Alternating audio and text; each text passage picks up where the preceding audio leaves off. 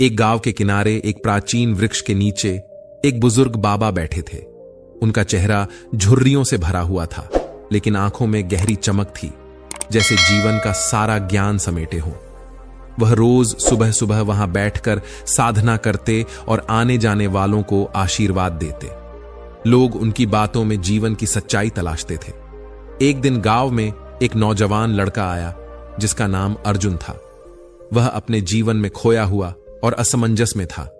अर्जुन ने हाल ही में पढ़ाई पूरी की थी और अब समझ नहीं पा रहा था कि उसे जीवन में क्या करना चाहिए। लोग उसकी परेशानी समझते थे, पर कोई उसे सही रास्ता नहीं दिखा पाता। किसी ने उसे बाबा के पास जाने की सलाह दी।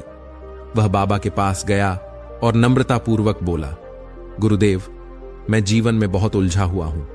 मुझे समझ नहीं आता कि किस दिशा में जाना चाहिए। कृपया मुझे मार्गदर्शन दें।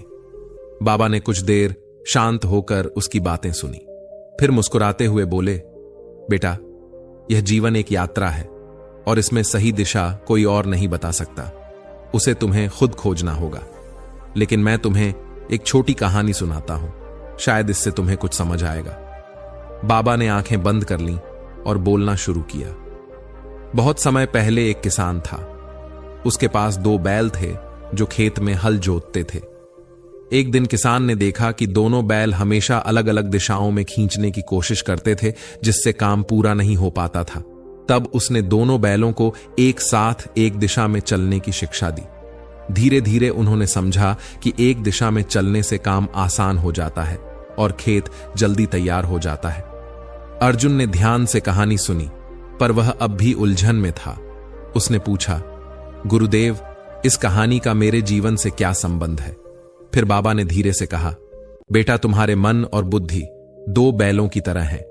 अगर वे अलग अलग दिशाओं में खींचेंगे तो तुम जीवन में उलझे रहोगे, लेकिन अगर तुम उन्हें एक ही दिशा में साधना सीख जाओगे तो जीवन सरल और स्पष्ट हो जाएगा। मन की शक्ति को सही दिशा में लगाओ और तुम्हारा रास्ता तुम्हें खुद मिल जाएगा। अर्जुन की आंखों में एक चमक आ गई। उसने बाबा के चरण स्पर्श किए और निश्चय किया कि वह अपने जीवन की दिशा को खुद समझने का प्रयास करेगा।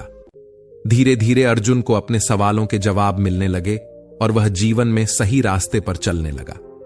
यह कहानी सुनाकर बाबा ने अर्जुन को आशीर्वाद दिया और कहा, बेटा, याद रखना, तुम्हारा मार्गदर्शक तुम्हारे भीतर ही है।